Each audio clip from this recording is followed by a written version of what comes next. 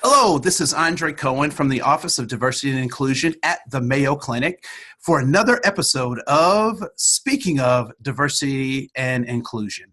And today I have Stevie Ray, who is the Executive Director of the Stevie Ray, let me stop.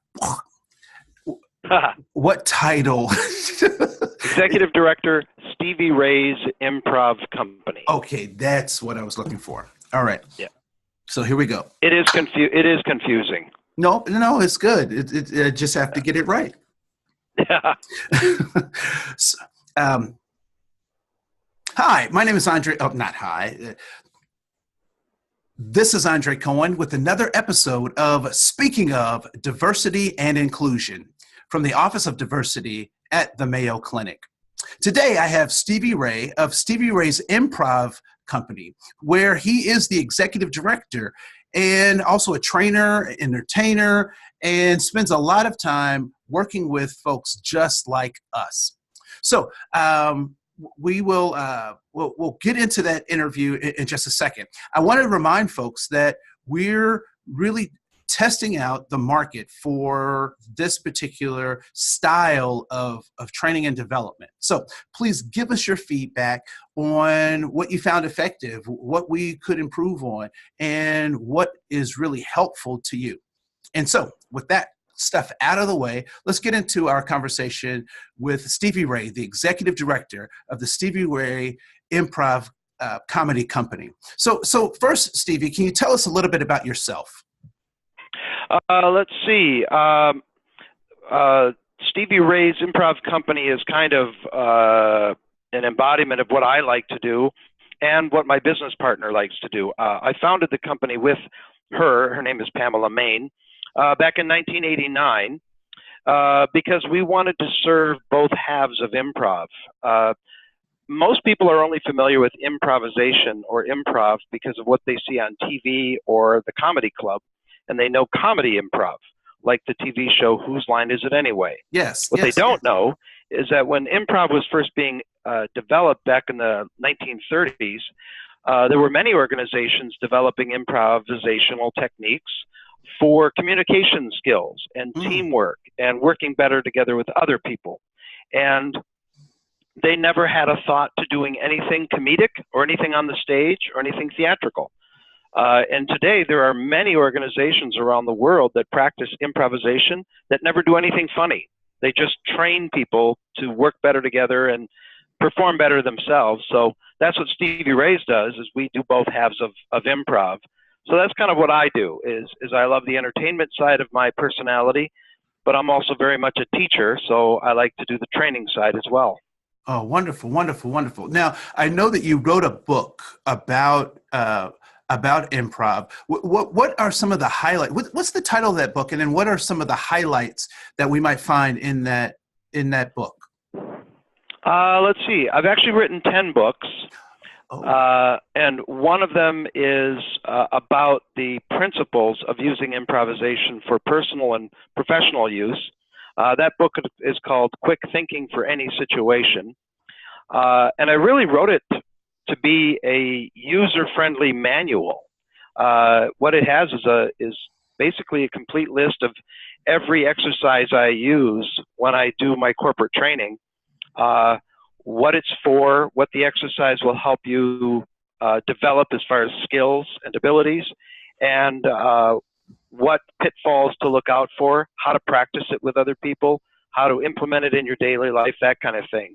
So it's meant to be kind of flipped through and for people to say, oh, that looks like something I'd like to learn, and then they take it on, either alone or with a group at work. One of the skills when I was looking through your book is yes and I found that to be like a really powerful communication tool and diversity and inclusion tool that I've added to my tool set. Can you speak about this concept of yes and? Yes and is a cornerstone rule and a philosophy in the world of improvisation. And where it came from was most people will recognize if you say the theater name of Second City in Chicago. They're one of the biggest players in improvisation. Every performer on the show Saturday Night Live typically comes from Second City. But Second City didn't start in Chicago. It started as a different group called the Compass Players in St. Louis, Missouri. And they were practicing improvisational performance before an audience back when it was really in its infancy. They were like the mid-50s. And in the 1950s, there were no improv schools. There weren't any professionals to guide people. So this troupe of performers, the Compass Players, were stumbling their way through it, and they were hitting a success rate of only about half the time. And late at night, after every show, they would sit around a dining room table, actually in the kitchen of a house they rented in St. Louis, and they'd talk about the show.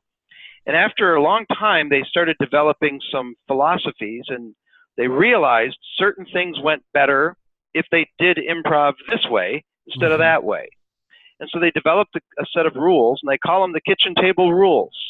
One of them was, they said, you know, things seem to go better when we agree with each other than if we argue. And negate each other. There was a lot of negating. Negating is an improv term that means you shut down what the other person is saying and try to redirect it into where you want to go, instead of, okay, I see where you're going, let's work with your idea. That turned into the rule of yes and, which basically means you don't always agree with everyone, because that is a human impossibility. And frankly, we wouldn't want that. It would be a pretty boring life if everybody just agreed. What you do is you take whatever somebody gives you and you support their position, and you add something to it from your position, both of you going side by side to develop the idea together. If you were to take this in the arena of inclusion and diversity, you can see that especially in today's climate, a yes and attitude would do us much more good than what we have going right now. What we have right now is polarization, which is fraught with, no, you're wrong, pure and simple. And no matter what you give me, if I don't like it, I'm just going to say that it's not true. And then I get to live with that truth, and I don't have to really engage with anybody, except those who already agree with me. That kind of polarization not only hurts us culturally, but if you look at the workplace, it kills innovation, future development, business growth. Everything that a company thrives on is killed by a negative attitude. Whereas a yes and attitude fosters innovation, cooperation, growth, retention, everything that a company is interested in. So that is this idea of polarization, and a solution being a yes and attitude is something that I wish politicians could actually get to and try to figure out how to navigate that space. Why is it just how I'm participating in this this current context, or is this a thing that it feels like there used to be a time when there was much more and just in the general population, but now there seems to be less of that, and really trying to focus on proving or just holding on to my own individual worldview as opposed to trying to build one together. What do you think has contributed to the feeling that there's less yes ands in the world? Well, interestingly, I had a conversation with a politician quite a few years ago, and he was a politician at the state level. And the state level is quite a bit different animal than the national level. The federal government, has a different system going on. And I asked him, I said, okay, if there is a seat open at the state level, does your party work diligently to try to fill that seat with somebody from your party? And he said, no, not really. He said, if there's a position open, we look around for anybody who is intelligent and easy to work with so we can all get something done.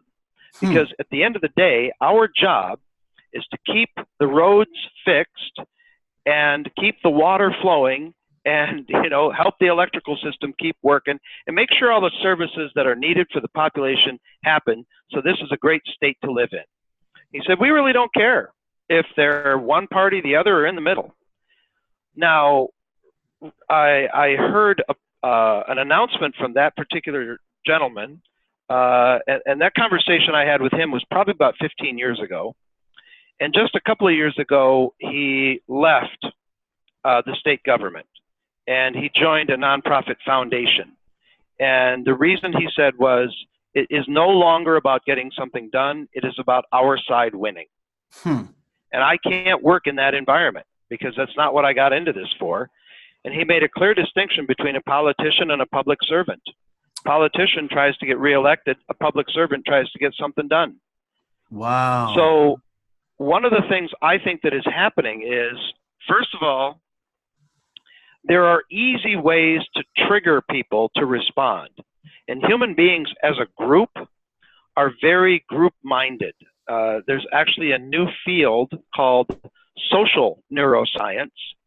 Whereas neuroscience studies the wiring of the human brain, social neuroscience studies how all of our brains are wired to respond to each other. Because human beings are very attuned to those around us, and it's our group mentality that gives us strength as a species. So if you create certain triggers that get people to bond together, you can move them in any direction you want. For the longest time, that direction was working basically toward our better angels. That is more difficult than inspiring anger and fear. Anger and fear are quite simply the easiest things to institute in the human reaction. They're very simple emotions. So currently, it's just been recognized, I guess, by certain politicians that that's the easiest path to success instead of the right path. I suspect personally that the pendulum will swing back the other direction as a reaction to that, but it's not going to be an easy one. Yeah. What it will take are the people who actually have the better ideas in mind to be a little louder than they're being right now. Mm-hmm. So when we talk about kind of these drives of what people are after, what motivates them, what are the key motivators for laughter, for comedy? Because one of the things we're trying to do in at the Mayo Clinic is create an atmosphere that is full of more joy, right? So our workplace becomes more joyful. What do you think might we be able to do to kind of drive that, and why do we laugh in the first place?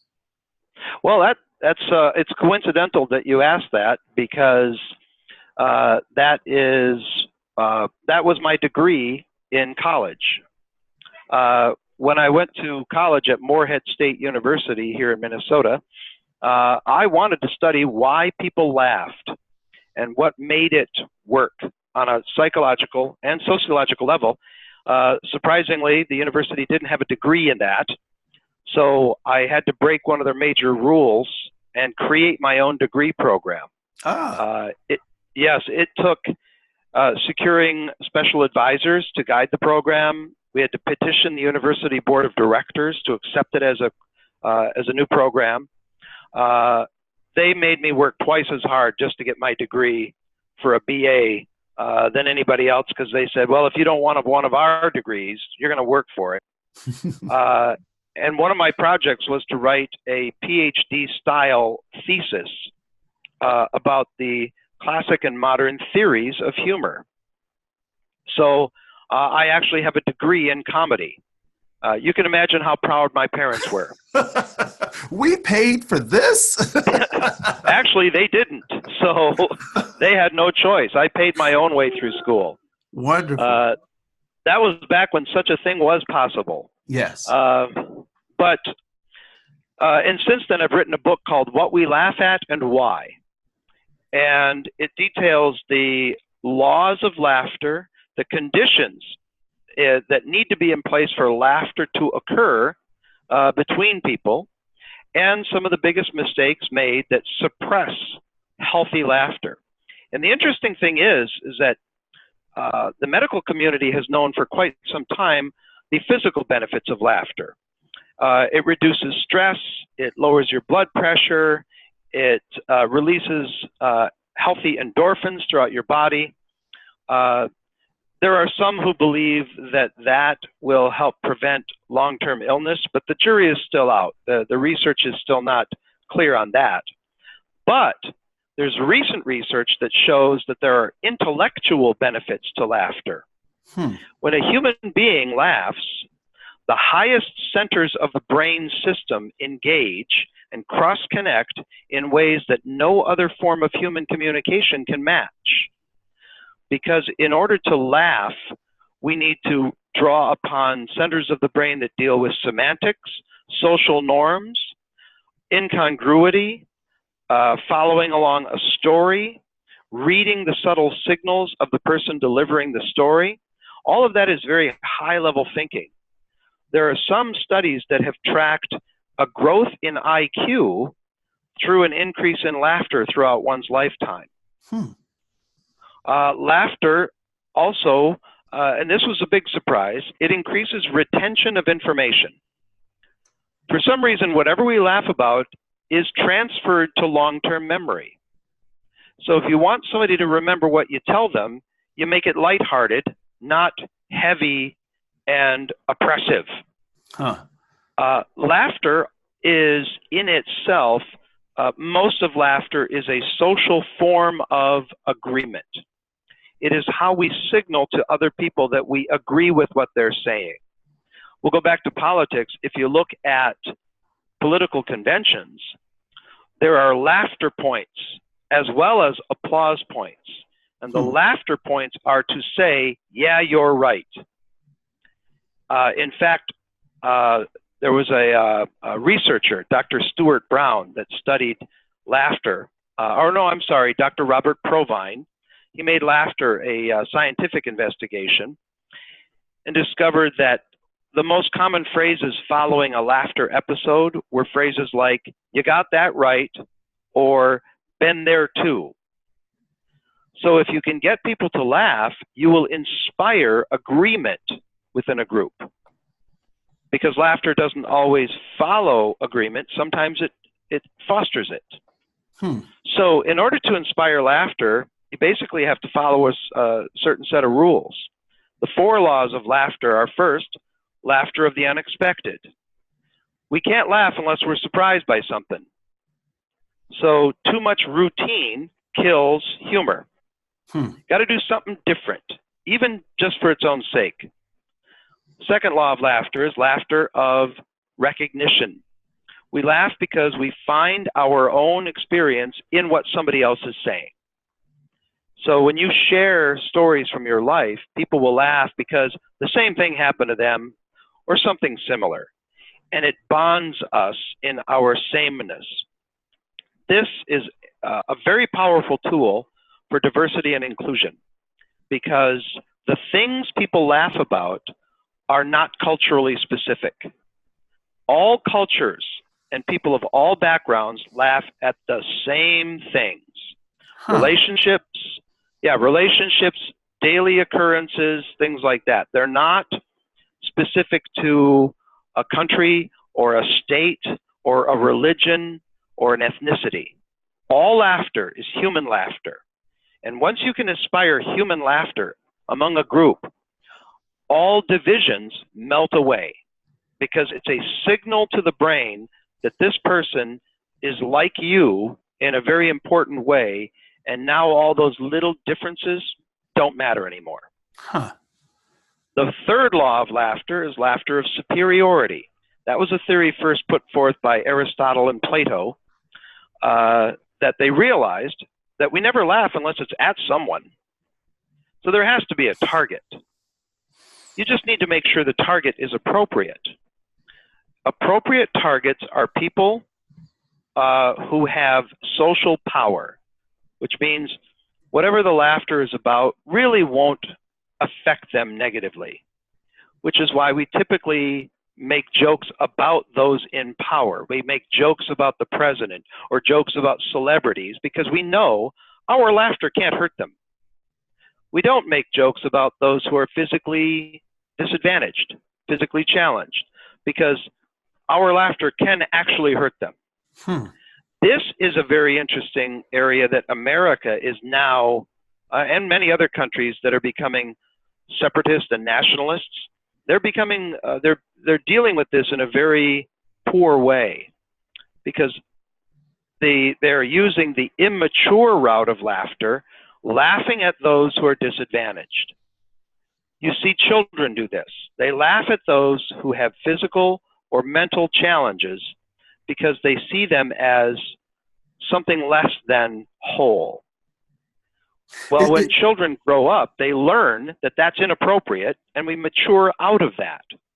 What's saddening for me to see is that our country, in many ways, people are shifting backwards and using an immature form of laughter to separate from other people. I call it in my book, comedic maturity, is when you learn not to do that. So, because I want to get to the fourth one, but I am curious as we think about that, because I'm thinking about jokes in the workplace, right? So when are those inappropriate? And you just kind of laid out why they're inappropriate, right? So because that laughter is used to divide and separate and hurt a group of people or demean some other people in an effort to raise the superiority of another group. Yes, and the truth about human nature is those in power do not like to give up their power. They give it up only with a fight. So as long as the power structure was in place and not threatened, then everything was fine. But as soon as the power structure of certain individuals is threatened, they fight back by trying to remove the power of those that seem to be threatening them. And they use that. They do that through humor. So the rule in the workplace is quite simple. You cannot use humor in relation to those who do not have the social power to protect themselves. That's the simple rule.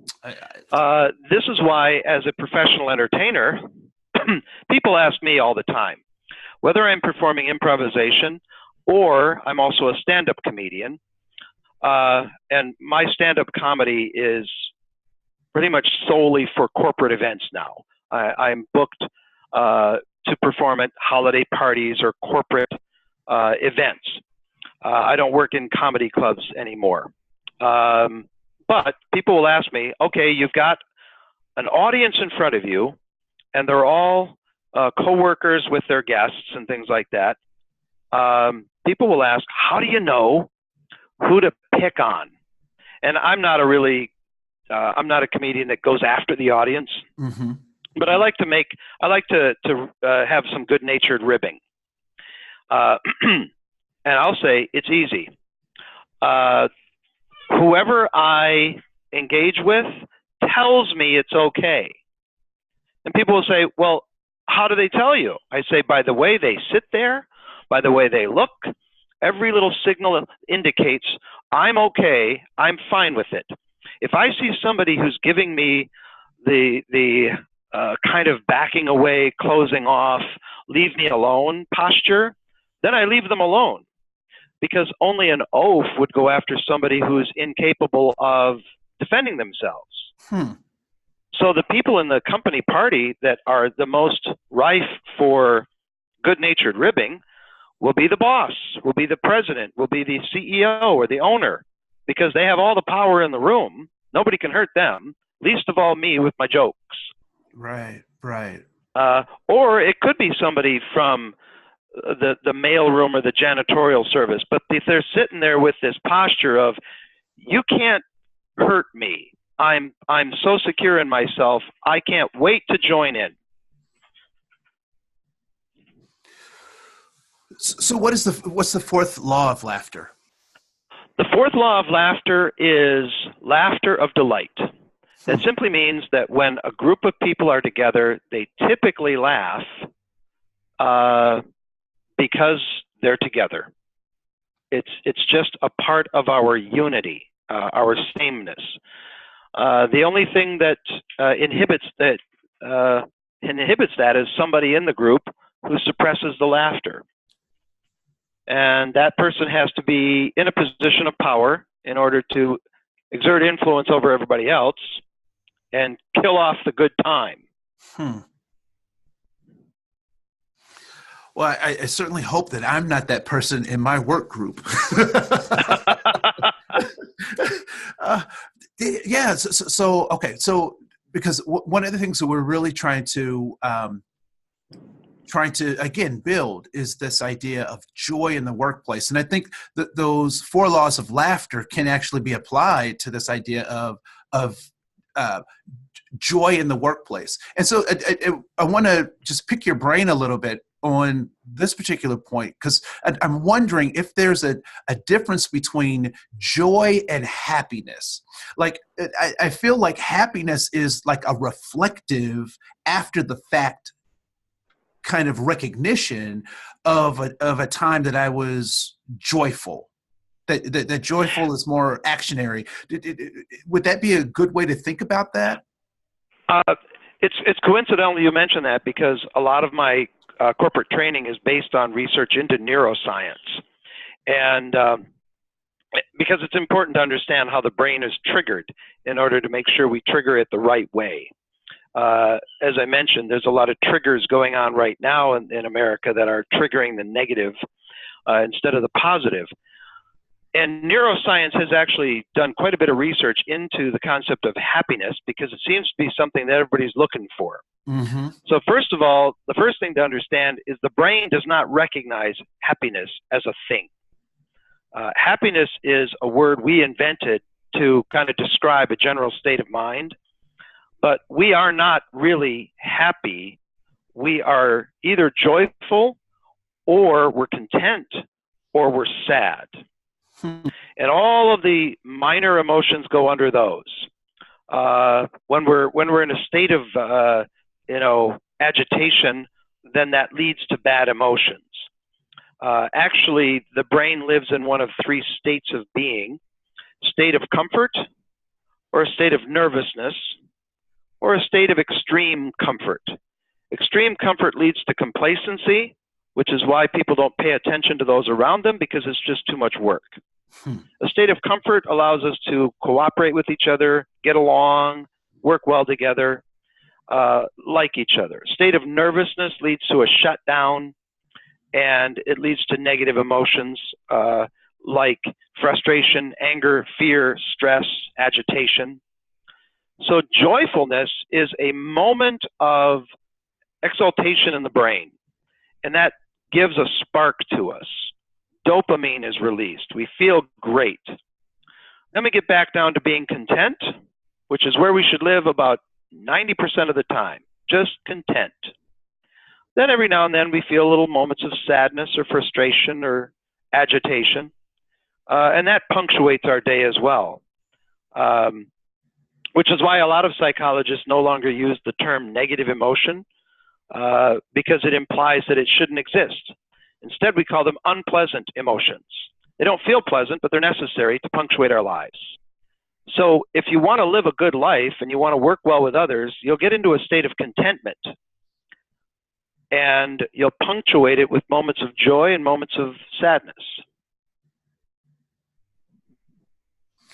That's really profound, that we should in fact be looking for contentment, because one of the things that I'm recognizing, particularly as we're having this conversation, is that a lot of people are not in that place of contentment.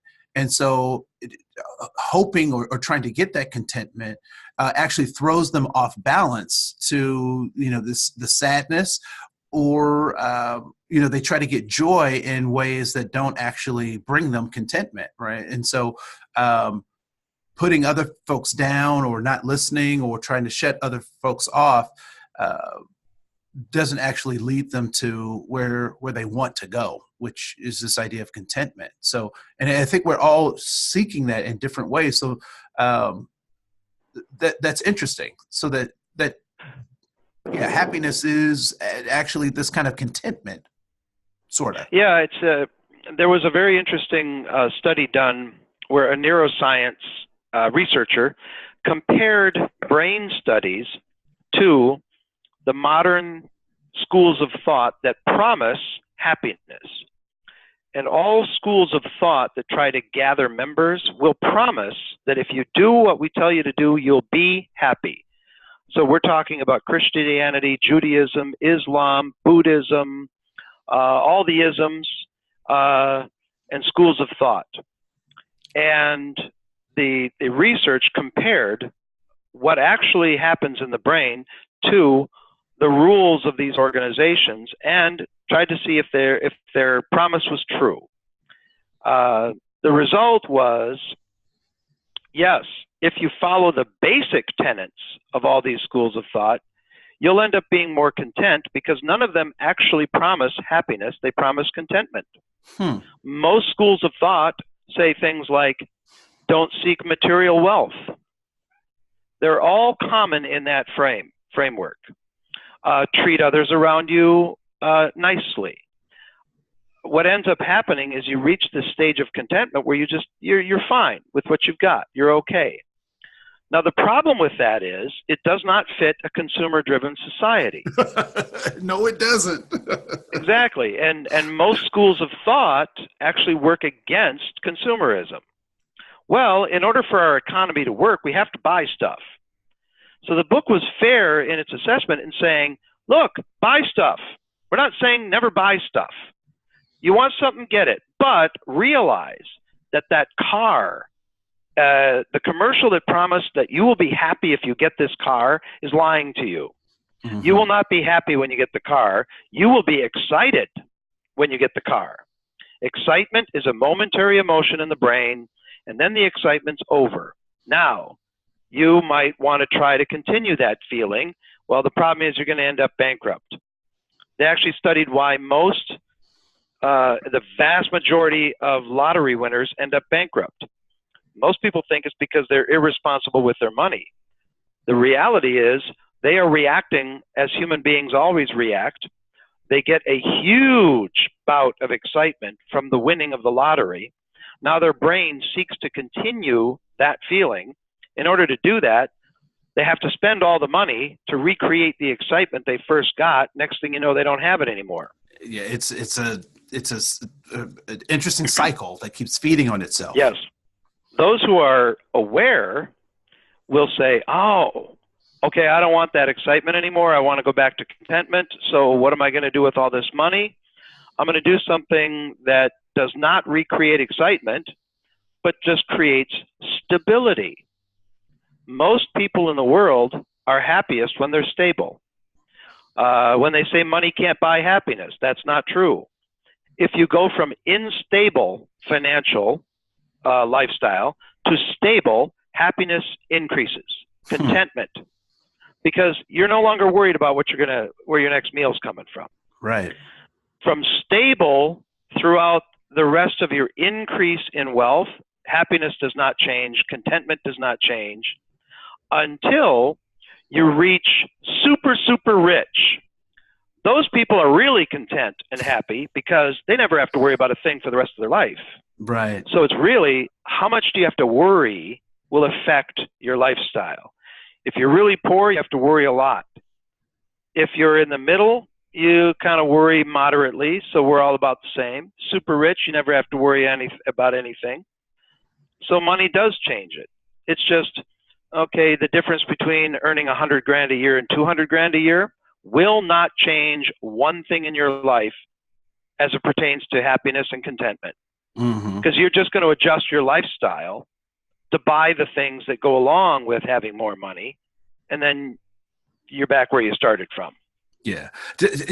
I'm pretty hard headed. So people say, when they say money doesn't buy you happiness, I want to try that out for myself. I mean, just give me enough money so I can figure out for myself if this works or not. So, that's an experiment I would like to try. There you go. And, it's money might not be able to buy happiness, but it can sure rent it for a while. Thank you. I just borrow it, right? I lease my happiness. So as we kind of wrap up this piece, as I was looking at my notes, one thing that did come to mind for me that I thought was something that might be that I'd like to kind of work with you on, or help me problem solve this, is this idea, particularly in diversity spaces right now, and in the D&I work, the diversity and inclusion work, there's this conversation around implicit bias. And as I was looking at kind of some of the theories associated with improv, and hopefully you'll come back and have some more conversations with us, because I don't want to exhaust you today. And, Sure. and hopefully we can build a relationship with our listening audience. But this idea of operating from the top of your intelligence, how can we use that principle? First of all, what is that principle? And then how can we use that principle to become more self-aware so we can eliminate this implicit bias, or these so-called microaggressions, these little things that we do that demean human beings in the smallest of ways? How can we use that concept of the top of your intelligence to be more self-aware? Well, the rule, there are certain rules that improv companies like mine will follow. And what we do is we follow the 8 classic rules that were developed decades ago. And what you're talking about is Rule 8, which is work to the top of your intelligence. Now, as a comedic performer, we're training those students to not use cheap and dirty humor, because that's not working to the top of your intelligence. For everyone else who is training with improvisational technique, who's not interested in being a performer, we say, work to the top of your intelligence simply means challenge yourself at all times to remain consciously aware of what you're doing and why. For instance, negations in improv or in life are the opposite of yes and. The opposite of yes and is yeah, but. Somebody says something you disagree with, so you go, well, yeah, but, and then you negate them. But is a psychological trigger word. Trigger words are called that because we react to them without knowing why. And if you say but to somebody, there's an interesting effect. As soon as they hear the word but, they can't remember anything that came before it. It wipes out memory. Plus, they don't trust anything that comes after it. So but and its cousin, however, are the antithesis of working well. Now, both of them both negative words are reactive, which means they come from the amygdala part of the brain, the reactive part of the brain. So you're not even thinking when you say them. So if you want to be intentional, you will say yes and it forces your higher brain centers to engage, and you're more consciously aware of what you're doing. Implicit bias comes from the amygdala, comes from the reactive part of the brain where you don't think. In fact, it's been shown that racism comes from a very deep-seated part of the brain that deals with geography. Because throughout history, strangers to our social group, or our tribe, if you want to call it that, strangers were always the biggest threat. But people have always thought that that was because of wars or violence. What they discovered is it's not that at all. They put people into photo booths recently and showed them pictures of people. And whenever the picture of the person's face was from a different geographical region than the subject, the immune system that was being tracked by blood tests spiked into high gear. The reason is people have been in danger from strangers more from pathogens and germs than anything else. And our bodies have evolved to recognize this. So whenever we see a different geographical face, could be the shape of the nose, or the shape of the eyes, or the color of the skin, or the type of hair, the body gets a fear response because of possible germs. And when they played an audio tape of that person's voice, if the dialect was different than the dialect of the person who was watching, then the immune system spiked again. All of this implicit bias comes from a very deep-seated wiring that we have. And the sad thing is that a lot of people don't think in order to counteract it. Because if you are conscious of it and you are disciplined in your thinking, and you ask yourself, why am I feeling this way? Oh yeah, it's because we're wired to feel this way, and there's no reason to feel this way anymore. There is no reason for any of this to still occur, but biological evolution is a really slow process, and it can't keep up with societal changes. So we have to use our higher brain to out-talk the stupid lower brain that's saying, uh-oh, different means bad. Now we have to realize, oh, different means expansive and more innovative and more beneficial, because without it, we would all be stuck back in our own little social groups, not getting anywhere. So to overcome implicit bias means conscious discipline and the ability to say, I have evolved past it.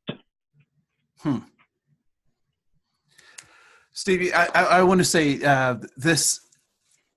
this has been a wonderful, wonderful, wonderful conversation, and you've given us some really powerful tools.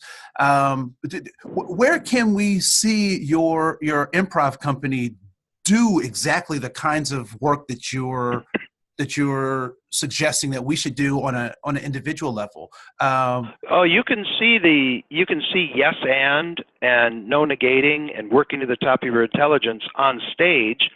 They can come and see one of our comedy shows. We're at the at Stevie Ray's Comedy Cabaret, and our new home is at the Chanhassen Dinner Theaters. We moved out there some time ago to make that our permanent location. And they can see how these tenets and philosophies affect the troupe's ability to work together in a smooth and cohesive fashion. And then if people wanted to learn the skills, they can take one of our improv classes that we offer to the public. We offer classes that are designed to help people with their daily lives as well as their professional growth. And who knows, some people decide they want to they want to perform improv in front of an audience, and they get the bug and they audition for our troupe. Some students have joined our troupe without ever knowing that was something they'd like to try in their life. Yeah, I know some of those people. I wonder who. I wonder who might that be? Who. So Stevie, I want to say thank you so much. This was a delightful conversation. And again, you've given us some really great things to think about that are very practical, things that we can apply both to our professional and personal lives. And I hope that you will join us again for another conversation. Oh, I'd love to. All right. Well, this is Andre Koen, and this is another episode of Speaking of Diversity and Inclusion from the clap. This is Andre Koen with another episode of Speaking of Diversity and Inclusion at the Mayo Clinic. Have a great day, and we look forward to seeing you next time. Bye. Thank you so much, Stevie. Thank you. That was fun. Yes. So hopefully we can make some connections with getting folks out to Chanhassen and some other stuff. So I may ask you for a link and possibly a couple of comp tickets so that we can pair those comp tickets with purchase tickets. Oh, yeah. So we can give those away at our on the website, or have people who leave comments get those as a part of participating with the community. So, yep. We were just down. Now, are you? What happened with the? What happened with the moving down there or not moving down there with this new position?